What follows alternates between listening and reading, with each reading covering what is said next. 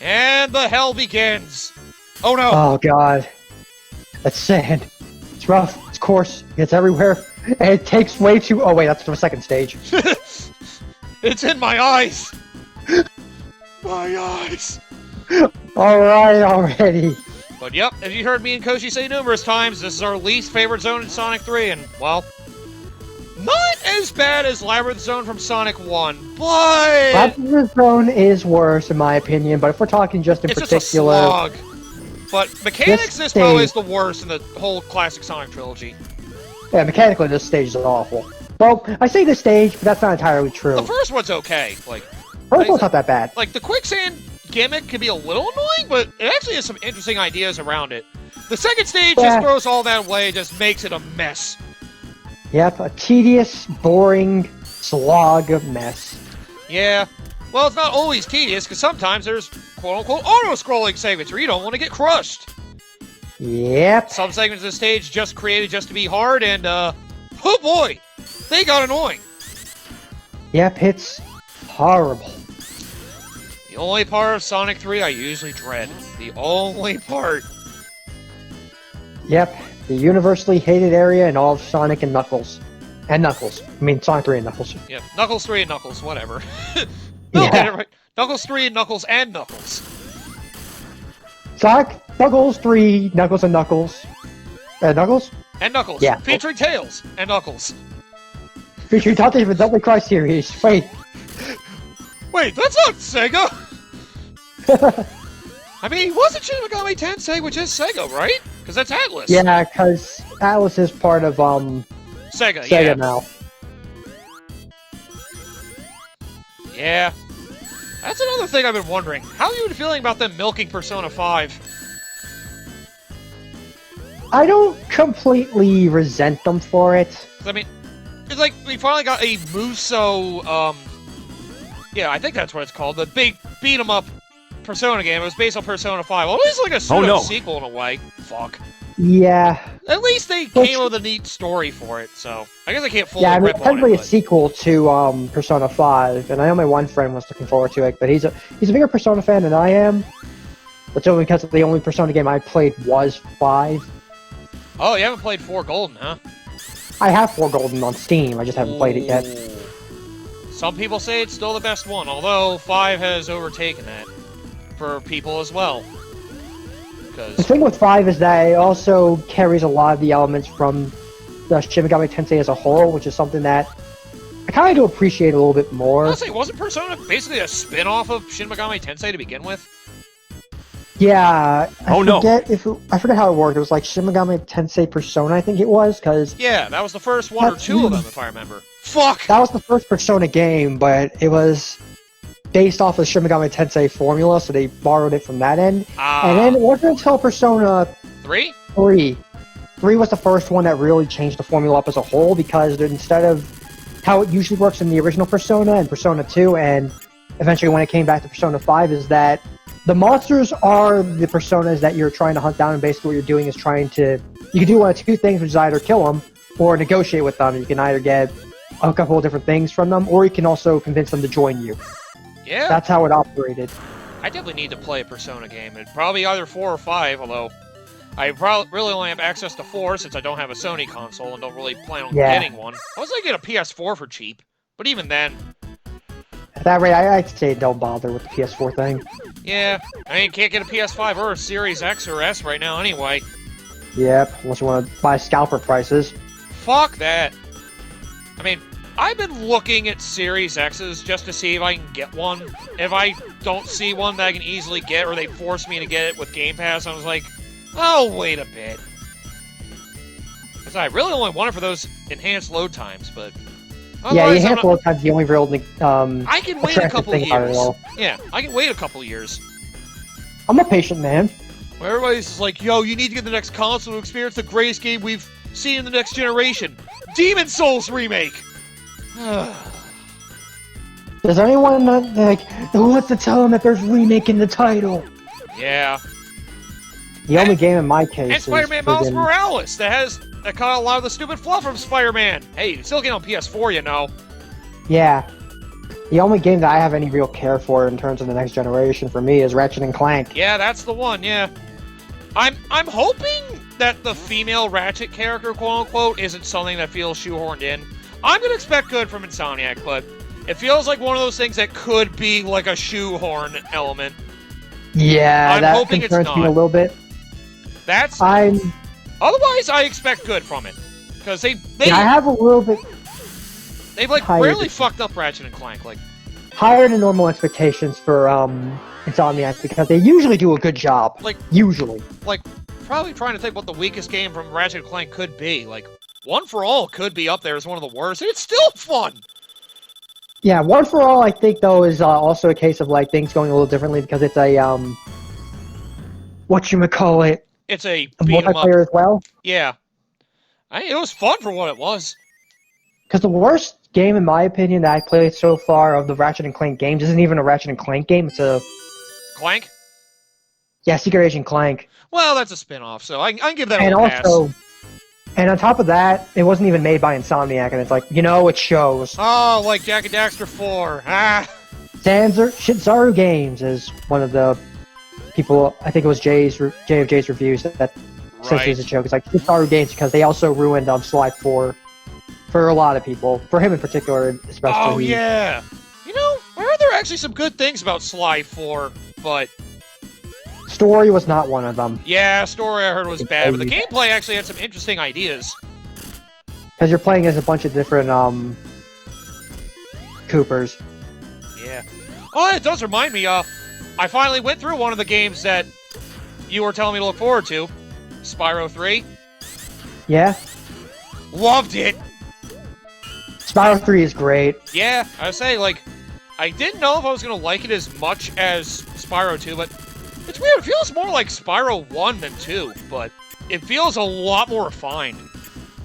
Yeah, there's something about Spyro 3 that I personally like. I know a lot of people may not like the idea of, playing as all these multiple characters and all that, but I don't know. There's something about how they all feel executed well. And of course, I love how much everybody beats him up.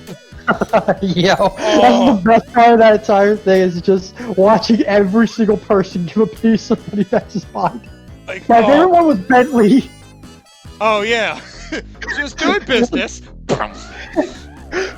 Should I give him one more? At least. Yes! One for every gem. I remember I was going to the game, I rescued friggin' Sheila. As soon as I saw her kick him, I was like, yes! Finally! Have you beaten Spyro 3 out of curiosity? Yes! Then you've gotten to the point where you did Yup. that one moment. I got this dragon egg. I'm gonna sell it and become rich. Uh-oh, why are you looking at me like that? Gotta go. Hey, where you going, motherfucker? Where you going? I've been itching to do this for a long time. Oh, it felt so good. It really did. Like, oh my god. It's like, that's the most satisfied I've been beating up somebody in a video game in a long time. Oh no! Yeah. Oh, so good. I love how Knuckles is just hanging at the top there. Like, oh no. Oh no, I'm glitched. Glitch the fuck up. No. Fuck, I got nothing. Yeah, Which do you get now? Never mind, John. I keep forgetting that's another reason I want to get a newer console so I can play games like frickin' Crash 4 and Crash Team Racing Nitro Fuel without awful load times. Oh yeah. I still need to play Crash 4. I did play through Crash 4, I will say. I'm not the biggest fan of it. Here's the thing with Crash 4 that I I keep don't like hearing it as out of much as 3 everyone. or 2. I do like it more than 1, though. I mean, beating 1 isn't really that much. There's well, there's that's an too much expectation. like repetitive fluff in 4, I feel. I haven't played Crash 4, so I can't really Really? say completely, but there is one thing I will say about Crash Have 4 you that I heard do of the find inverted interesting. stages? That's the thing. They're basically That the is same the stage big of the thing that visual makes me filter hate- and mirrored. Like, that's half the stuff of the game! Like, fuck! And it's the same, essentially you're doing the same thing Stage in at these least inverted twice. stages, and it's just exhausting. And I'm just sitting here thinking, I understand why you did this, but I think the game would have been better off if you just remove all those inverted stages altogether. It's just like the mirror mode in my second least favorite Donkey Kong Country game, Country Returns. You want to get 200% completion? Beat the whole stage mirrored with only one heart. Fuck. Or you can just be like me and just say, wait, is that a time trial that did that as well? And there's time trials as well. No. It also has time trials. As does Crash Bandicoot 4. I do like the time trials of Crash 4, though. They have a ghost you can, like, compare yourself to. I do like that addition. Yeah, but I just gotta think right now, fucking Bob Relics. Like, the core stage design I feel like is really good, too. It's just everything else. The collectibles are what ruined Crash 4. They went over the top. Yeah. Oh yeah, I haven't explained Hyper Knuckles yet, by the way. He doesn't look much different, but he flashes a bit more, and if he slams full speed into a wall, that's your screen nuke. Like Knuckles, like Sonic's, Sonic's air dash, yeah, his double jump. Yeah. But yeah, he's so not what really happens different. Is you run into a wall, everything shakes, and all of a sudden everyone dies. Yep. And also, I'll just spoil this now, there's no Super Knuckles boss fight in this game. So you don't even need this, but, you know, power to you if you can do it. Makes the job easier.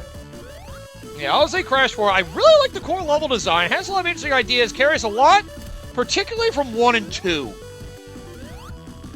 And also the masks thing to, like, alter the levels. The masking was cool. It's more of a gimmick, unfortunately, than anything else. Some of them is utilized well. Others, like the, there's one that gives you basically the tornado ability. Yeah, that one was kind of the one I think is the most unnecessary one of the bunch. Yeah. Yeah, like, the time slowdown one feels unnecessary, but it does do some cool things, like, my favorite thing about the time slowdown one, the nitro crates. Yeah. You actually hop it, was like, yo, that's actually pretty cool. Like, that was actually a pretty smart way to do that. Yeah, because that's probably like one of the first and few times I've seen them actually evolve that nitro mechanic, or at least they actually came up with a good way to make the nitro crates like useful without making them just obstacles. It was kind of cool. It made some of the special stages like actually like pretty interesting. Well, back to Hyper. Yeah, I'll be right back for a second. I have to oh god. Yeah, no problem. But yeah, for those of you that got a modern console, you saw that Crash 4 is coming to it. Well, I'll say this: if you like the Insane Trilogy, don't take Crash 4 with a grain of salt. I mean, yeah, take it with a grain of salt, sorry. Fumbling my own words. Ugh, excuse me. But, well, I'll just say this. They're the hardcore people say it's like one of the best platformers we played in ages. It's not that good. At its core, Crash Bandicoot 4 is actually a really solid platform. I do like a lot of what it has, but in regards to the collectibles, there's way too much. 6 gems in every level, including a hidden gem, gems for getting enough fruit in a level, fruits for gems for getting through a level without dying so many times. And of course, there's extra collectibles that you have to get without dying. There's another collectible you have to get by getting all the crates and not dying through a whole stage for every stage. Like, Jesus Christ, there's too much. It's aggravating. Like, again, the core game is great, but all those collectibles just, it's too much. I can get if you're really hardcore and you can get all those. It's kind of like, you know, proof that, you know, yeah, you did it. And like, well, it shows how much you master the game. But at the same time, there could be something that's too much. And that's exactly what that was. That was just too much.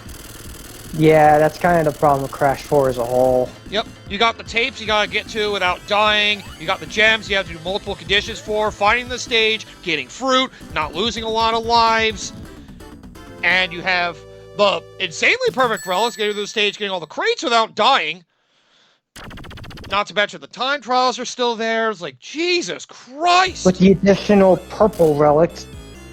Oh yeah, by the way! You loved this stage before? Look at it now! These ghosts come at the start! Oh no! Oh no. Jesus Christ. Yep, they start off. Well, you could die, though. Wait, you don't have to break open one of those containers to get them to come out. They start the stage with them at full power. Dick move. But yeah, Crash 4, I gave up playing it because I was trying to go for all the collectibles. I didn't even get all the gems. I didn't even start the inverted stuff. I was just like, I can't. Oh, okay. I just couldn't take it anymore. I was just like, it's aggravating me trying to do all this. I just can't anymore. It's too much. It's too much. Yeah, it looked... I will praise the core game, though. It's arguably the best core gameplay-wise Crash has been. But yeah, if you're trying to feel like a completionist, you're going to be pulling your hair out. And then some. Completionist-wise, that game is awful. But there are some diehards, it's like, it's one of the best platformers we've had in ages. It's like, it's not that good. And we had we had platformers, but most of them are generally in the indie scene. Besides, I still like a lot of the personality that 2 and 3 have. I still like those two more. And honestly, I'm starting to like Crash 2 more recently. Yeah, that's... I mean, I don't think I like it as much as Crash 3. I do love the personality in Crash 3 a lot, because that's where a lot of the unique deaths started coming in. Yeah. But I feel like the level design of 2 was probably better. Yeah, I think that's what makes most people like Crash 2 more. And I look at Crash 3. I've gained appreciation for 2 even more. But Crash 1 still is rough. Yeah, Nothing will save Crash 1. And it's weird. I think I came up with the Crash 2 as like, there's an odd amount of similarities between the reception of the Sonic and Crash Bandicoot series. Yeah. Their core trilogies were seen as favorably, maybe overrated. And then once they tried to advance into something more, they kind of fell on its face. Yep. And then they had to have a soft reboot. Yep, they also had crappy spin-offs that were trying to imitate Mario, and... Well, some were crappy, some were okay at best. Yeah, you got crappy and ones the portable games, ironically, were actually good as well. You got crappy ones from Sonic, like Sonic Shuffle and Sonic R. Well, I actually didn't hate Sonic R, but it didn't look good. Yeah. And then Crash, you had things like Crash Bash. Or in the case of the Game Boy Advance, Crash Bandicoot Purple. Oh yeah, and Spiral Orange, yep. Spiral Orange was the worst of the two, but I sold off Crash Bandicoot Purple because I just didn't like it. Yeah. Well, again, at least the spin-off Game Boy Advance Crash games were good. That was where the good games were. Yeah, those were the good games were. Same with Spyro as well. Yeah, why... Spyro 4 and Crash 4 both crashed and burned. Huh, yep. Coincidence. One crashed and one burned. Yes. May as well both done both. Yeah. Frickin' Crash 4 was mediocre, but it was still serviceable, just not as good as 2 and 3, and arguably 1. Yeah. And Spyro 4... Spyro 4 was just awful from what I've heard from everyone. Yeah. I had a feeling it was going to be bad the moment I saw Ripto came back. I was just like, wait, really? And then Ripto had the frickin' Joker and Arkham Asylum treatment. Oh, my magic's not working. I'm just going to turn into a monster. Wow. Cool. So dumb. So dumb. I still have the strategy guide for Spyro 4 as well. In case you want to look into it why it sucks. Without having to play the game yourself. I've had the scary thought of doing Spyro 4 for my channel. I was just like, you know what? I don't think it's worth it. It's not worth it. It's not worth the headache. Unless you truly hate yourself. And then again, this is coming from the guy who's determined to have to go through Mega Man X7. That is true, yep. Then again, I have a bigger affinity for Mega Man games as a whole than I do for... I wonder how I'm going to feel when I finish X7, though. It's going to be what I'm curious about. That is going to be very interesting, yeah, because I will say it's not... It's weird for me to say it's not as bad as everyone says it is, but comparing it to the other Mega Man X games, yes, it's pretty bad. I'm looking at the game and it's like, there's no way I'm ever going to say that it's not the worst game in the series. You can't get me to say that. It is the worst game in the series, but it's actually okay. It's just, it has a lot of rough edges. there's a lot more going against it than there is going for it. Yeah. Like, there are some moments that the game's actually genuinely fun. It's just, yeah, it's very few and far between. For every good level, there's like 4 bad levels. And the thing is, on top of that, this is probably the game that kind of solidified the fate of Mega Man never going to be able to make a proper 3D treatment, but I guess I can get to that when we get to Mega Man X7 as a whole. And then we'll have Legends. We had Legends. Yeah. If only we could have Legends 3. Man.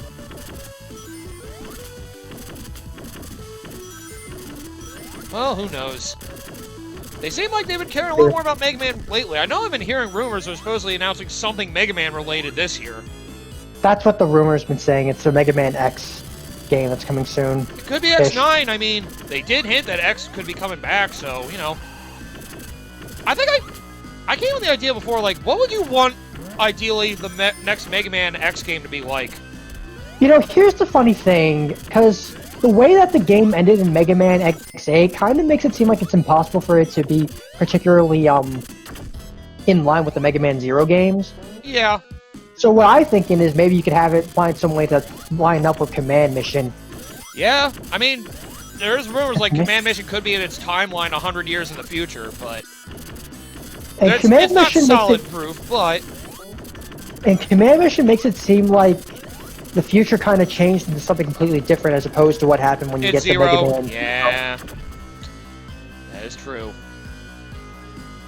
I like the idea. I like to see something different like that. Yeah, I guess Command Mission definitely is non-canonical, isn't it? Yeah.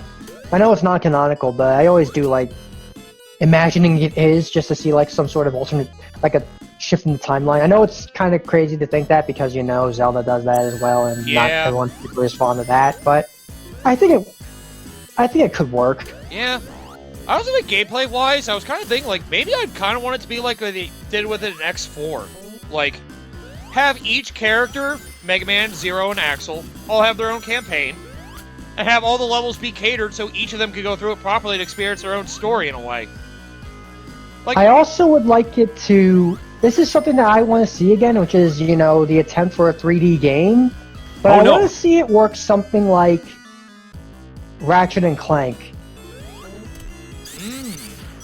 It could work for Axel and X well, and for Zero, what you could do is try to make him have the sort of mobility that someone like, say, Link had in Twilight Princess. Yeah. They could, like, make his sword swing, like, very interesting and... Give him a bunch of unique techniques. Yeah. They can actually, you know, move, not horribly. Yeah, if he actually, like, moved fast, had, like, some, like, quick dash skills and stuff like that, like, that would make him work a lot better. And they have the Zero series to look into things on for him. Like, and on maybe top not of that far ahead, but still. And on top of that, when I say the Ratchet and Clank stuff, one of the things that in X8 that I know is kind of a mixed bag for some people, but I would like to see it return is the medals. You can use to buy stuff. For cash, yeah. To make it for that. As long as they don't make it as excruciating as they did in X8. Because that was a little annoying. It's like, alright, let me just go to friggin' Ground Scarabage's stage and just... Oh, no, not Ground Scarabage, Airflock Trilobite. Yeah, that was it. Earthlock Trilobite. Yeah, just go to his stage, get in this corner, just shoot this robot repeatedly so he shoots medals, put a rubber band on this, walk away for like half an hour, see how many medals I get. And then, because I was thinking that for like, if you get to a 3D game, you want to make it so that the enemies have some sort of incentive to drop something. Otherwise, they're kind of just pointless altogether. Yeah. That was something good that X8 did. I didn't mind the medals, just how many you needed was aggravating. Yeah, like, you get, that's like, the big problem. If you go, like, everything but the bonus gear, like, more easily or easy-ish in a single playthrough, I feel like that, yeah, like, you get, like, all the normal stuff they have in the shop. If you get that without too much trouble in the first playthrough, I feel like that would be an acceptable amount. And then the bonus stuff could be expensive, but could be done in, like, a New Game Plus. Like, alright, that's fine, too, because it's, like, extra gear to make it, like, give me, like, advanced moves or armors or something. And I know they kind of did that with X8. Yeah, they did have New Game Plus stuff that if you beat the game and use the characters enough, you get extra stuff. Over. Yeah. Yeah. So it could work. Yeah. I mean, We'll have to see. Hopefully they take it right. I also have to wonder if the next Mega Man thing they're going to do is the remaster of Legends. There's... Or remaster of the first 2 games together.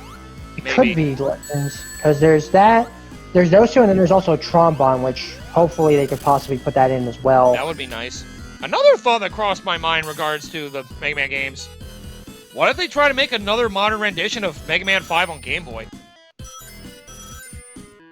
That's an interesting thing to talk about, because... They try to make it, like, seem like a spin-off, but actually, like, make it a standalone adventure on a console or something. Like... And maybe, like, add some bits and pieces in there to fluff it out a bit, but... The thing with Mega Man 5 as a whole on the Game Boy is that it's one of the lesser-known ones. It's the most unique one on the Game Boy and the best. It's honestly one of the best Mega Man games as a whole. Like, it would be great to bring that to more audiences, I would think. It would be for sure. I would say that for sure, but I guess I also have to think about from the lines of what Capcom would think, and it's just that maybe because not many people talk about it from that angle, but I would definitely like to see that one in particular. Yeah, if there were one they were, like, to remake, that would be one I would say, that or Wily Wars. Or, like, the Wily Tower, maybe. Yeah, Wily Tower, I think, is the one. That's a weird one, though, because that's, like, half a game, but it combines elements of 1 through 3 in there. That is weird. Well, Wily Tower is something completely unique altogether, because instead of just being a standard Mega Man game, it's a combination of what... It's a completely different mode and a completely different kind of Mega Man game altogether. Yeah, but it does combine, like, all the weapons from 1 through 3, which is pretty neat. Yeah. You actually get to use all of them. And it's pretty freaking cool! I love having, like, Iron Knuckle along with Crash Bomb, well, only to open up secrets. Have Shadow Blade and Thunder Beam, like, oh my god. Just being able to be freaking overpowered is amazing. There's a great way to end that. And the bosses have multiple weaknesses as well, so you can like mix and match your powers accordingly. Yep. Oh, that was a great way to end the Wily Wars game. That was freaking fun. No, I can't do it again. No! At this point. Oh no! So close! The invisible timer. The invisible timer. Yep. Oh no! It's weird. I thought they still had the timer take effect for friggin' Sonic Mania, but they don't. I remember when over 10 minutes in Lava Reef Act 2 for Sonic Mania, I thought I was gonna die, and then it just was like 10 minutes, I was like, oh, okay, now it's timer just They took that away because it wasn't Lava Reef that did it. It was Titanic Monarch. Yeah, Titanic Monarch 2. Yeah, that level was long. I did like that stage. That's a really good final stage, all things considered, for as long as that stage is.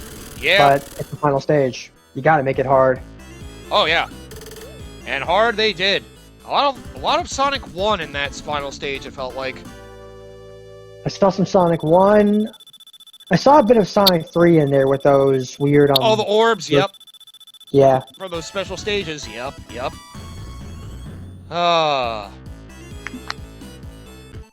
It's gonna be hard for me to go back and play Mania, though, since I already played through it like 6 or 7 times because of all the characters. But... I've only played through the game as Sonic, so... Oh, okay. If I haven't played it right away immediately. I want to take a little bit of a break for it. Yeah, well, I know when you do Knuckles, you want to have Ed Knuckles on. Of course. If you're going to do Knuckles in Mania, you better be Knuckles and Knuckles. Otherwise, it just ain't right. Of course. Oh, God. I fucking love that they did that. It's so dumb. I love how it all ended as well in that game. And also, if you look up below select cheat, you could do the Supersonic boss with any character. It just looks weird. You just have friggin' Tails, Ray, or Mighty just running in mid-air, flashing a super. It's like, alright, this is strange, but for some reason this works. I was surprised they allowed that. You probably put that in as a joke. Yeah. I mean, you could do Death Egg in this with Knuckles, so... I mean, once you get to the end, it crashes, but besides that... All right, well, we'll end this episode here. We only got one more episode left because it's surprisingly the last zone. Knuckles playthrough is also shorter, which is also why it's a pain in the ass to get all the emeralds with Knuckles. Yeah, that's probably why they have Riggs hidden away using his glide and climbing abilities. Yeah, you'll see later as to why it works that way. Yep. So next episode will be the finale. So come back next time for the conclusion of Knuckles' adventure. See you then.